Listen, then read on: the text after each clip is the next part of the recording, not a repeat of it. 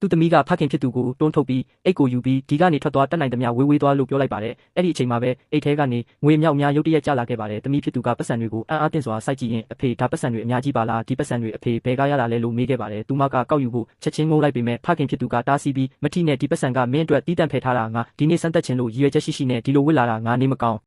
ဟန်ဆောင်ပြီးမင်းစီကယွမ်3000ခက်တက်ချေဖို့တောင်းခဲ့တယ်မင်းကယွမ်3000တောင်မချေနိုင်ဘူးလို့ညင်းခဲ့တယ်မဟုတ်လားငါမင်းကိုဒီနှစ်တွေအမျှပြုစုပြောင်းထောင်ကြီးပြင်းစေခဲ့တာမင်းကအပေါ်ဒီလိုပြန်ဆက်ဆံတာလားလို့ပြောလိုက်ပါတယ်သမီးဖြစ်သူကချက်ချင်းပဲအဖေစိတ်မဆိုးပါနဲ့သမီးမသိလို့ပါအဖေအမှန်တကယ်ဘာတူလဲဆိုတာသမီးတာသိခဲ့ရင်ဒီလိုဘယ်တော့မှဆက်ဆံမှာမဟုတ်ပါဘူးအိမ်ထဲဝင်ပြီးအေးဆေးစကားပြောရအောင်ပါလို့ပြောခဲ့ပါတယ်ဖခင်ဖြစ်သူကသူ့ဤလက်ကိုဒေါသတကြီးယုံထွက်လိုက်ပြီးငါကိုလွတ်ဆန်းမင်းအယမ်းမာနာကြီးတာပဲကြေးညီနောင်ငှက်ကလေးတွေတောင်သူတို့ကိုကြီးပြင်းအောင်ကျွေးမွေးခဲ့တဲ့မိဘတွေကိုကျေးဇူးဆက်ကြသေးတာပဲငါမင်းကိုဘာမှပြုစုပြောင်းထောင်မပေးခဲ့ဘူးလို့ပဲသဘောထားလိုက်တော့လို့ပြောခဲ့ပါတယ်သူကထိုင်ချလိုက်ပြီးပတ်စံတွေကိုကောက်ယူကအိတ်ထဲပြန်ထည့်လိုက်ပါတယ်တမီးဖြစ်သူကလည်းပတ်စံတွေကိုကောက်ယူဖို့စူးစမ်းခဲ့ပေမဲ့ဖခင်ဖြစ်သူကလက်ထဲကနေပြန်လူယူလိုက်ပြီးငါ့ကိုပေးလို့ပြောကလှည့်ထွက်သွားခဲ့ပါတယ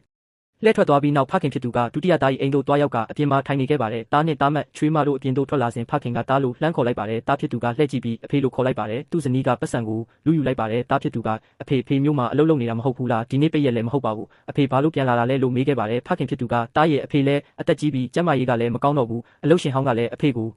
စမခန့်ကျင်တော့လို့ပြန်လာရတာပါလို့ပြန်ဖြေပါတယ်ချွေးမဖြစ်သူကအော်အဖေရပါတယ်အဖေအလုံးမလုံးနိုင်တော့ရင်အိမ်မှာပဲနားနေပါတော့မြို့မှာနှစ်ပေါင်းများစွာအလုပ်လုပ်ခဲ့တာဆိုတော့ပတ်စံတွေအများကြီးစုမိမှာပေါ့လို့ပြောပါတယ်ဖခင်ဖြစ်သူကအဖေကအသက်ကြီးပြီးကျန်းမာရေးကလည်းမကောင်းတော့ပတ်စံအများကြီးမရှာနိုင်မစုနိုင်ခဲ့ပါဘူးအိမ်ဟောင်းရဲ့အမိုးကလည်းပြိုကျတော့မလို့ဖြစ်နေလို့မရတော့ဘူးအဖေသားတို့အိမ်မှာနည်းနည်းလောက်တဲလို့ရမလားလို့မေးခဲ့ပါတယ်ဒုတိယသားကရတာပေါ့အဖေလို့ပြောပေမဲ့သူ့ဇနီးကတားဆီးလိုက်ပြီးခဏနေပါဦးမဟုတ်သေးပါဘူးမာမီနဲ့ဒေဒီတို့ကလည်းဒီမှာနေကြတာလေအဖေပါဒီမှာလာနေရင်တမီးမိဘတွေဘယ်မှာသွားနေရမလဲလို့ပြောခဲ့ပါတယ်ဖခင်ဖြစ်သူကတားကိုကြည့်ပြီးတားဖေအိမ်ဟောင်းလေးပြန်ပြင်ဖို့ယွမ်3000လောက်ချေးလို့ရမလားပတ်စံရတာနဲ့ချက်ချင်းပြန်ဆက်ပါမယ်လို့ပြောပါတယ်ဒုတိယသားကရပါတယ်အဖေလို့ပြောပေမဲ့ဖခင်ဖြစ်သူကိုပတ်စံပေးဖို့စူးစမ်းစင်မှာပဲသူ့ဇနီးကချက်ချင်းပြန်လူယူလိုက်ပြီးချင်းစီကျဲရှင်းအဖေကိုဒီနေ့ဒီပိုက်စံပေးလိုက်ရင်နောက်ဆိုငါတို့ဝါတာတာပဲလမ်းခွဲမယ်လို့ပြောပြီးလှည့်ထွက်သွားခဲ့ပါတယ်တားဖြစ်သူကဖခင်ကိုကြည့်ပြီးအဖေနားလဲပေးပါဒီအိမ်ကတားအိမ်မဟုတ်ဘူးတားမှာဘာဆုံးဖြတ်ပိုင်ခွင့်မှမရှိဘူးအဖေကိုပတ်စံတကယ်မချေးနိုင်တာပါအကိုကြီးစီတွားကြည့်ပါလားသူ့မှာပတ်စံရှိတာပဲလို့ပြောကဖခင်ကိုတွန်းထုတ်ပြီးကျေးဇူးပြုပြီးပြန်ပါတော့လို့ပြောလိုက်ပါတယ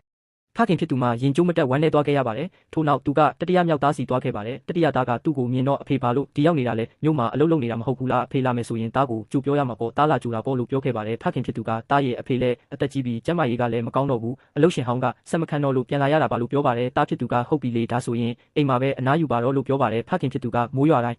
းအိမ်မိုးကပြိုကျတော့မလို့ဖြစ်နေလို့မပေးကင်းတော့ဘူးအဖေသားတို့အိမ်မှာနည်းနည်းလောက်တဲလို့ရမလားလို့မေးခဲ့ပါတယ်တတိယသားကအဖေကြည့်ပါဦးသားတို့အိမ်ကချင်းလေးလူတိုင်းဆက်မှာမဟုတ်ဘူးသမီးငယ်လေးအိမ်ကိုပဲသွားပါလားလို့ပြောပြီးကားပေါ်တက်ကမောင်းထွက်သွားခဲ့ပါတယ်ဖခင်ဖြစ်သူကနောက်ကနေပြေးလိုက်ပြီးကားမှန်ကိုခောက်ခဲ့ပေမဲ့သားဖြစ်သူကနားပင်မထောင်ခဲ့ပါဘူးကားမောင်းထွက်သွားစဉ်ဖခင်ဖြစ်သူမှမြေပြင်ပေါ်လဲကျကြံခဲ့ပါတယ်နောက်ဆုံးမှာတော့ဖခင်ဖြစ်သူဟာမွေးစားသမီးစီကိုသွားခဲ့ပါတယ်မွေးစားသမီးကသူ့အတွက်ရေယူလာပေးပြီးအဖေဒီနေ့လာမယ်ဆိုတာသမီးကိုဘာလို့ကြိုးမပြောတာလဲလို့မေးခဲ့ပါတယ်ဖခင်ဖြစ်သူကသမီးရဲ့အဖေကိုကူညီပါဦးမိုးရွာရင်အိမ်မိုးကပြိုကျတော့မှအဖေအဲ့ဒီမှာတကယ်နေလို့မရတော့လို့သမီးတို့အိမ်မှာနည်းနည်းလောက်တဲလို့ရမလားလို့ပြောခဲ့ပါတယ်မွေးစားသမီးကသူ့ကိုကြည့်ပြီးအဖေဘာတွေပြောနေတာလဲဒါအဖေအိမ်လဲဖြစ်တာပဲအဖေနေချင်းတလောက်ကြာနေနိုင်ပါတယ်သမီးနဲ့ပဲစိတ်အေးချမ်းစွာနေပါဖ